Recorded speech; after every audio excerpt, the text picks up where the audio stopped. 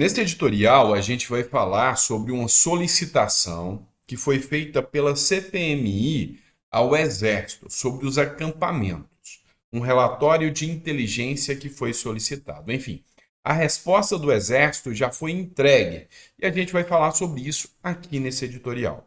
No último editorial, eu falei com vocês sobre o Romeu Zema e o aumento de salário, a pedido de um inscrito.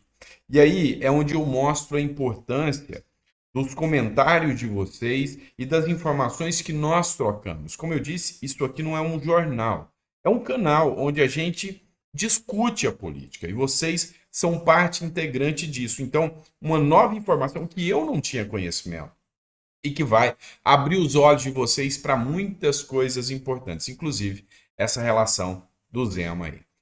Isso e muito mais vai ser discutido aqui. Inclusive, nós vamos falar do Arthur Lira, do Lula aqui também. Se der tempo ainda nesse editorial, a gente vai mostrar para vocês uma coisa escabrosa, que foi um roubo feito contra o Lucas Pavanato, e a gente vai explicar um pouquinho mais para vocês o que está acontecendo aqui. Combinado?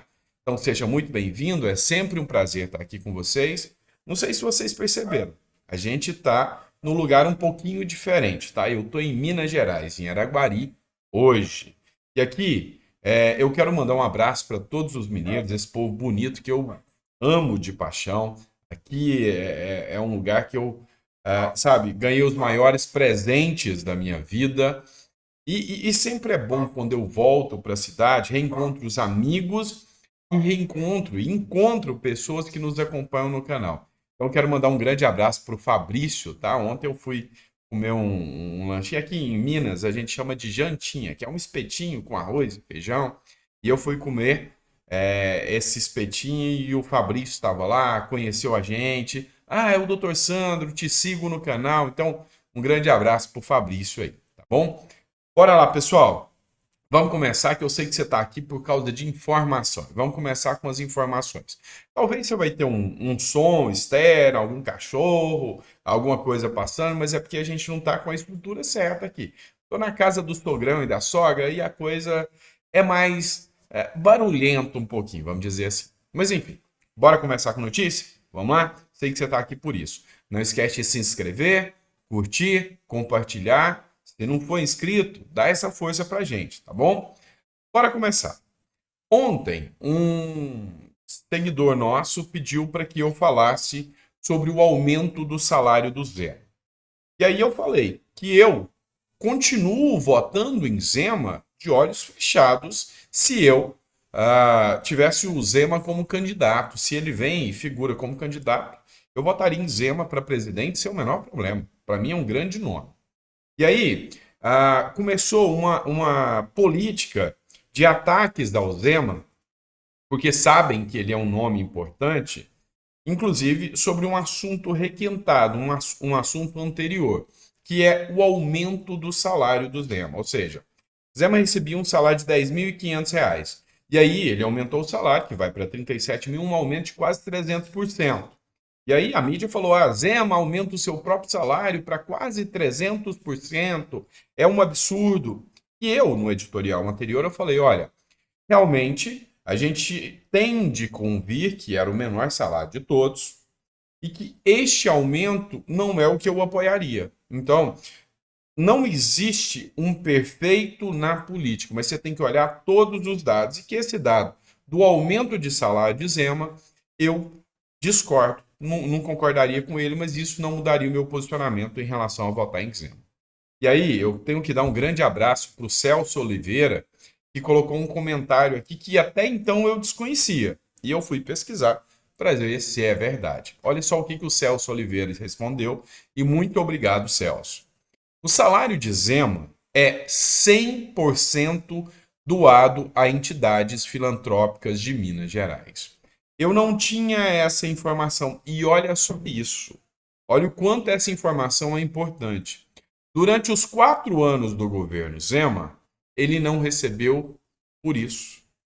E aí, a minha admiração ainda cresce ainda mais pelo Romeu Zema. Você sabia dessa informação? Coloca no comentário.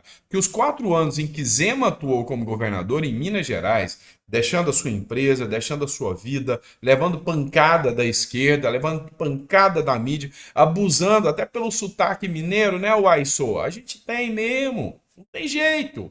Mas até vendo a mídia abusar do Zema, e mesmo assim ele trabalhou durante 4 anos de graça. O que você acha disso? Eu desconhecia essa informação. Até porque a mídia não faz questão nenhuma de te mostrar isso. Sabe como que a mídia mostra isso para você?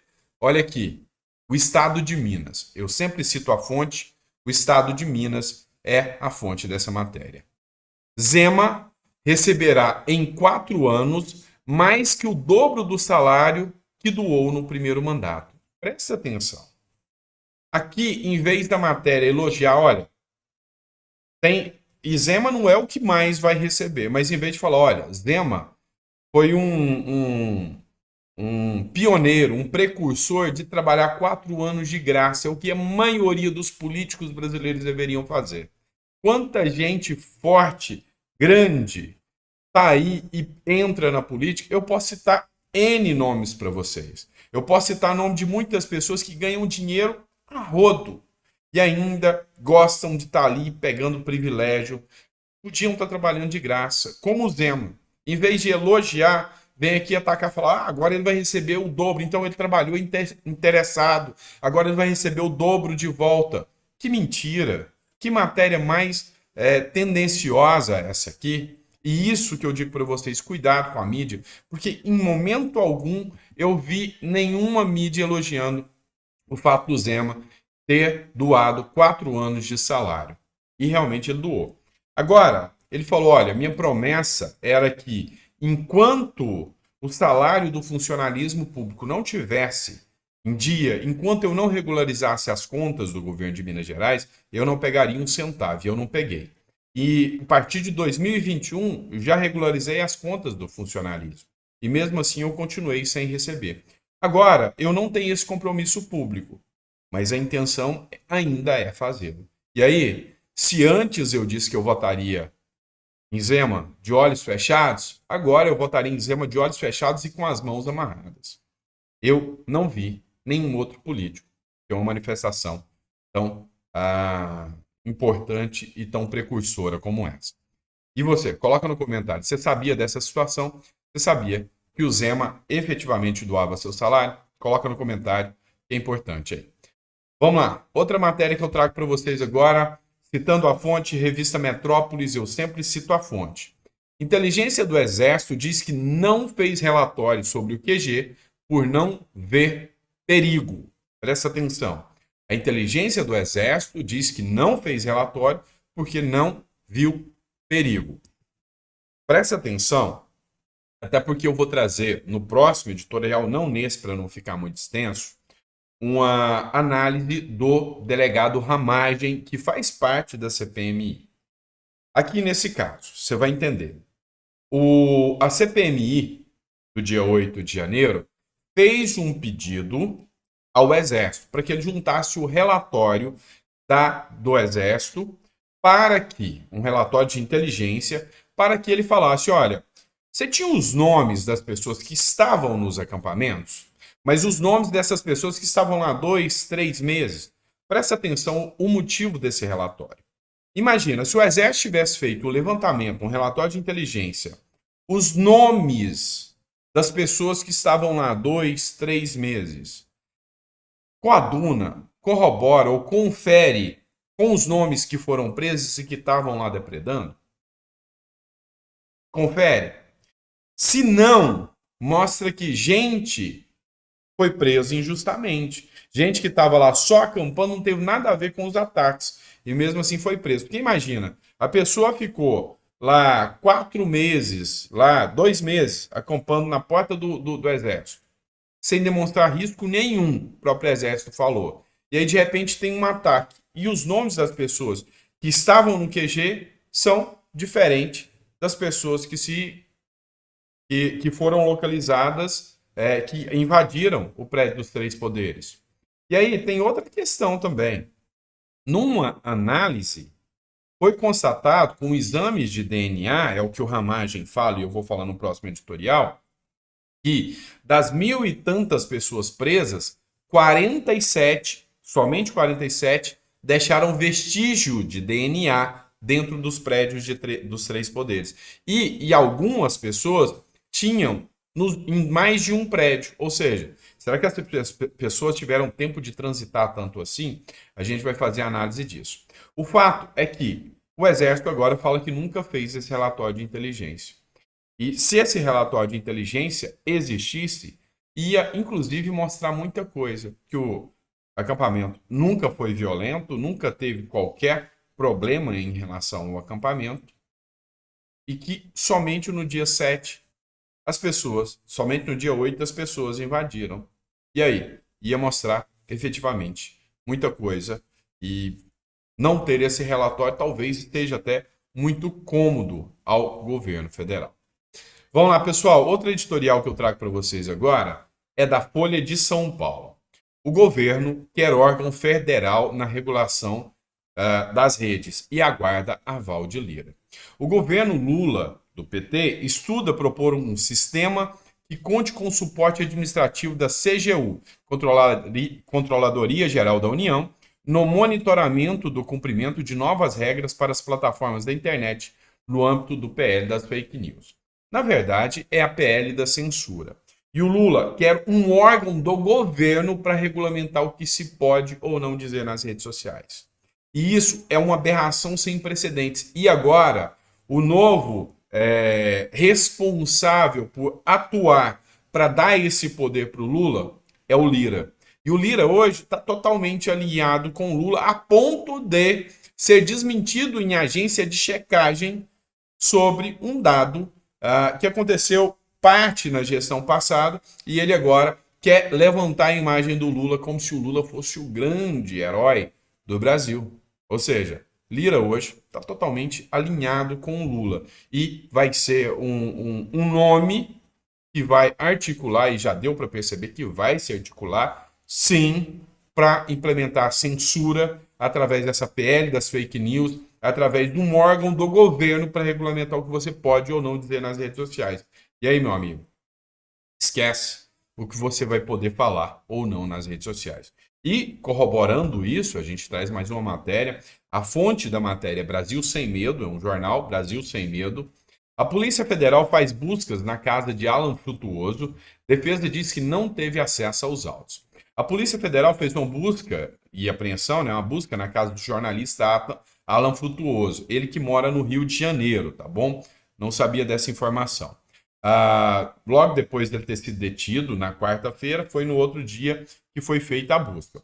Durante a operação foram recolhidos todos os dispositivos eletrônicos, celulares, computadores, inclusive, aqui não se tem informação e o advogado não conseguiu confirmar se da família toda foi feita. Porque no caso do jornalista Oswaldo Eustáquio, até os tablets, até das crianças, dos filhos, foram todos pegos. Tudo que tinha de aparelho eletrônico na casa do Oswaldo Eustáquio foi preso, foi pego, foi levado.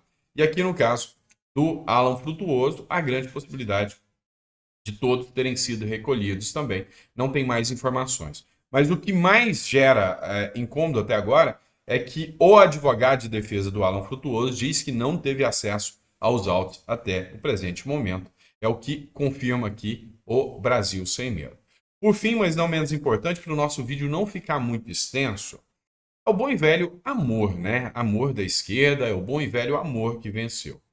O Lucas Pavanato, ele é um influenciador e ele acabou de se filiar ao PL juntamente com o Fernando Holliday. Você deve conhecer o Lucas Pavanato, é esse jovem aqui, e ele vem ganhando uma repercussão muito grande nas redes sociais, ele vem ganhando uma notoriedade muito grande nas redes sociais.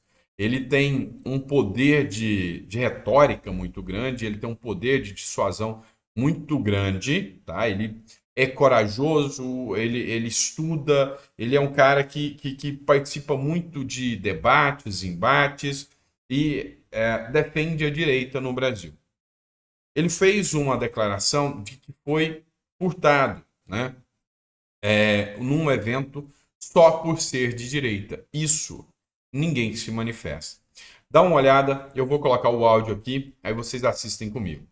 Essa semana, enquanto eu ia assistir o jogo com alguns amigos e nós estacionávamos o carro, um flanelinha me reconheceu e disse: "Você não é aquele cara dos vídeos? Você não gosta de petista não, né?" Aí eu já tinha pagado o valor lá que ele tinha estipulado, tava indo em direção ao lugar que a gente ia assistir o jogo, e eu falei pra ele: "Pô, eu sou de direita, mas não tem problema não, a gente pode conversar, não tem problema." E eu percebi que ele começou a ficar bravo, ficou estressado e no final ele tava quase me ameaçando.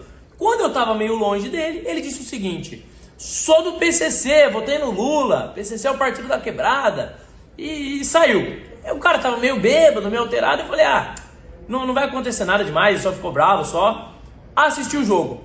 Quando nós voltamos ao carro, o vidro estava estourado, tinham diversos pertences dentro do carro, apenas a minha mochila sumiu, que ele viu descendo no banco dos passageiros, e o flanelinha não estava lá. Ele que supostamente devia estar cuidando do carro, devia estar trabalhando, sumiu daquele lugar. Detalhe, o carro não era meu, eu estava de carona, uma pessoa que não tem nada a ver com política, que estava me fazendo um favor, e foi prejudicada por esse marginal. E daí, quando a gente fala que o crime organizado, os criminosos, apoiaram o Lula e preferiram o Lula presidente da República, essa galera fala que é exagero. Aí fala: "Nossa, o amor venceu." Que amor é esse? Que uma pessoa, por ser de direita, tem os seus bens roubados, sofre violência. Que amor que venceu é esse? E daí, nessas horas, baixa aquela mentalidade de sargento Farrur, né? Que é assim, é matemático. Se você tem 50% de criminosos a menos na rua, é 50% a menos para atazanar a vida do trabalhador. Matemático. Se você tiver 10 bandidos, matar 5, só sobra 5 para assombrar. É bem menos. A chance de você ser morta ou roubada diminui em 50%. Então tinha que acontecer, igual está acontecendo em El Salvador, pegar todos os criminosos e tacar dentro de um presídio. Mas as condições não vão ser adequadas. Dane-se! A prioridade tem que ser o cidadão de bem, a prioridade tem que ser o trabalhador. Nós temos uma esquerda que o tempo todo está preocupada com os criminosos, os direitos humanos o tempo todo preocupados com os criminosos, mas quando é alguém de direita que sofre assalto, quando é alguém de direita que sofre violência, eles se calam. Quando é o cidadão de bem, eles não defendem o cidadão de bem. Quando acontece igual o policial da rota que foi morto essa semana, infelizmente, você não vê nenhum pronunciamento sequer. Você não vê a esquerda defendendo porque eles estão ideologicamente ao lado dos criminosos. Porque eles entendem, e você vê nos livros isso, eles entendem os criminosos como os vítimas da sociedade. São os revolucionários que foram marginalizados e por isso se vingam da sociedade. Mas quando você olha para as regiões mais pobres do país, 90% são de pessoas honestas. 90% são de trabalhadores, pessoas que também sofrem com a pobreza, mas nem por isso aderiram ao crime organizado. Pessoas que conquistam com muito suor a sua propriedade e têm essa propriedade violada por esses mesmos criminosos. Então a esquerda não está do lado do cidadão de bem. E eu vi isso na prática. A esquerda ela está do lado do crime. Os criminosos preferem governos de esquerda. Não é à toa que o presidente Lula recebeu no Brasil Maduro, ditador da Venezuela, procurado no mundo por ser ligado ao narcotráfico, ao narcoterrorismo. Então, é isso que eu queria transmitir para vocês, o que aconteceu comigo, uma experiência pessoal, e dizer que não é porque um criminoso ali roubou minha bolsa para tentar me intimidar que eu vou parar, não. Muito pelo contrário.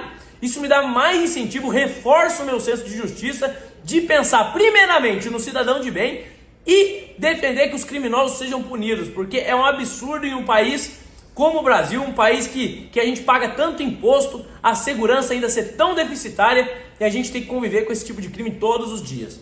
Muito obrigado, compartilhe esse vídeo aí pra galera ver a real face da esquerda.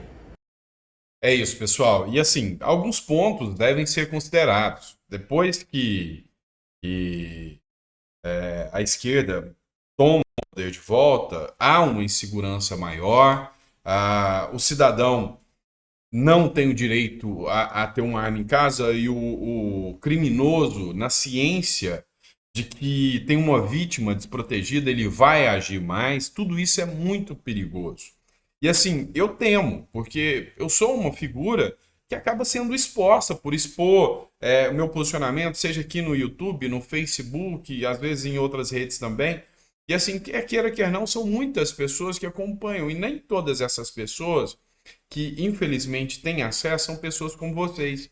E a gente aqui sempre tenta ser o mais, sabe, sério possível, o mais ponderado, uma voz de sensatez no meio desse caos que o Brasil está se tornando, mas mesmo assim a gente fica exposto. Então, assim, de certa forma, algumas liberdades que antes eu tinha de sair à noite, fazer algumas coisas nesse sentido, a depender do lugar que eu vou, eu temo, eu não levo a família quando eu preciso ir. Então, assim, a gente acaba ficando exposto. Eu sei muito bem o que o Lucas está passando. Eu já tive meu carro depredado também, então, assim, eu sei como funciona essa situação. Então, é um tanto quanto temerário, tá? Sim, a gente vai falar num outro editorial, são muitos temas que a gente separou, sobre o caso do Pix do Bolsonaro, que recebeu mais de 17 milhões, a esquerda está atacando por causa disso, mas uma fala do Bolsonaro chamou a atenção. Um feirante doou 100 reais.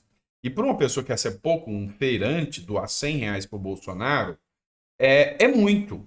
E aí ele escreveu nas mensagens para o Bolsonaro, eu estou te doando, não porque é à toa, é por reconhecimento.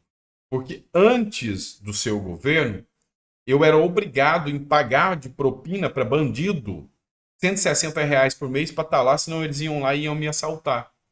Ora, era 160 todo mês que eu tinha que pagar. Então, mostra que realmente há uma falta de preocupação muito grande na segurança pública e na segurança do cidadão. Bom, pessoal, é isso. O vídeo ficou um pouco extenso. Geralmente no sábado eu faço mais light, né? Mas ficou com 20 minutos aí. Que Deus te dê uma mesa farta, repleta de bênçãos.